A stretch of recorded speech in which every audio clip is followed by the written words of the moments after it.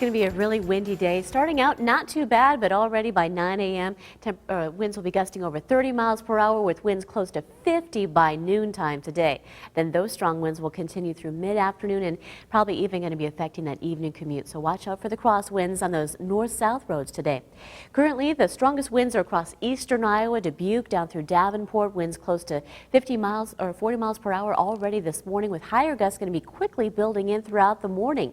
There's a high wind warning in effect along and north of Highway 30 this morning. It does include Ames back through Fort Dodge and then over toward Dubuque. So if you're going to be traveling up to the north or northeastern part of the state, watch out. The winds are going to be pretty wicked today. Even here in central Iowa, we're expecting strong winds, but we're just under a wind advisory for Polk and Dallas counties. The winds will be gusting over 45 miles per hour, close to 50 at times. It's going to be really a blustery day out there for any outdoor plans or driving.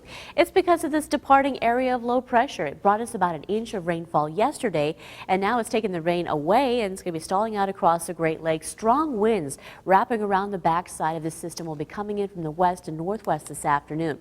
It's going to stall out across the Great Lakes today. Eventually, then by Thursday, it's going to be tracking off to the southeast. There's going to be a little bit of cool air wrapping in behind it as we head toward the end of the week and the start of the weekend, and we can't even rule out maybe a stray flurry or a sprinkle as we head toward late Friday and into Saturday. And then by the weekend, the winds will finally be settling down.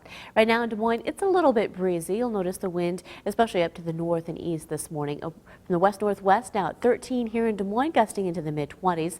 45 degrees is our current temp in Des Moines, so we're starting out nice and quiet, but it will be an extremely blustery afternoon. Headed for 58 degrees with sunshine today, so if you can stay out of the wind, it should be an okay day for you.